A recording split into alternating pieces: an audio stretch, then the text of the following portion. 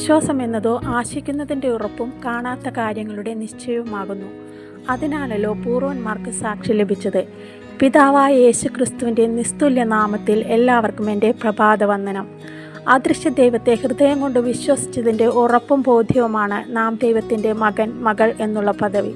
ഇവിടെ പറയുകയാണ്, വിശ്വാസം എന്നതോ ആശിക്കുന്നതിൻ്റെ ഉറപ്പും കാണാത്ത കാര്യങ്ങളുടെ നിശ്ചയവുമെന്ന്.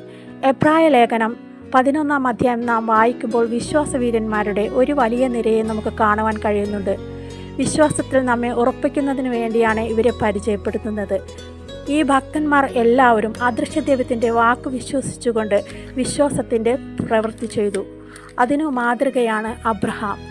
ബഹുജാതികൾക്ക് പിതാവായ അബ്രഹാം തൻ്റെ മകനെ യാഗം കഴിക്കുവാൻ ദൈവം ആവശ്യപ്പെട്ടപ്പോൾ ഒരു മടിയും കൂടാതെ അതിരാവിലെ തൻ്റെ കുഞ്ഞിനെയുമായി പുറപ്പെടുന്നത് നമുക്ക് കാണുവാൻ കഴിയും.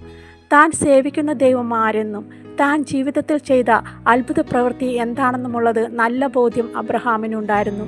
തന്നെയുമല്ല, തൻ്റെ മകനായ ഇസഹാക്കിനോടും അവൻ്റെ സന്തതിയോടുമുള്ള നിത്യനിയമത്തെ ഉറപ്പിക്കുമെന്നുള്ള വാഗ്ദത്തം ഓർത്തു കാണും.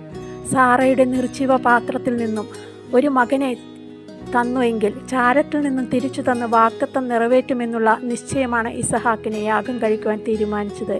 അങ്ങനെ പ്രതികൂല സാഹചര്യത്തിലും അബ്രഹാമിൻ്റെ വിശ്വാസം പോലെ നാം വിശ്വാസത്തിൻ്റെ പ്രവൃത്തി ചെയ്ത് ദൈവത്തെ പ്രസാദിപ്പിക്കുവാനിടയാകണം.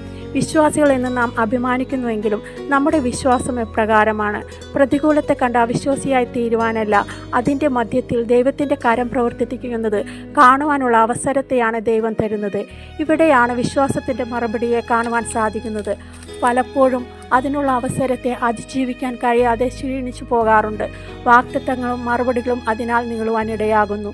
നാം വിശ്വാസത്തിൽ മടുത്തു പോകാതെ വിശ്വാസത്തിൻ്റെ പ്രവൃത്തി ചെയ്ത അബ്രഹാമിനെ പോലെ ദൈവത്തെ പ്രസാദിപ്പിക്കുന്നവരാകുമെങ്കിൽ അത്ഭുതങ്ങളുടെ വിടുതൽ കാണുവാനിടയാകും. തോറ്റു പിന്മാറുന്നവരുടെ കൂട്ടത്തിലല്ല, വിശ്വസിച്ച് ജീവരക്ഷ പ്രാപിച്ചവരുടെ കൂട്ടത്തിലുള്ളവരെ പോലെ അത്ഭുതങ്ങളും സാക്ഷ്യങ്ങളും വിശ്വാസവീരന്മാരെ പോലെ നമുക്കും ലഭിക്കുവാനിടയാകും.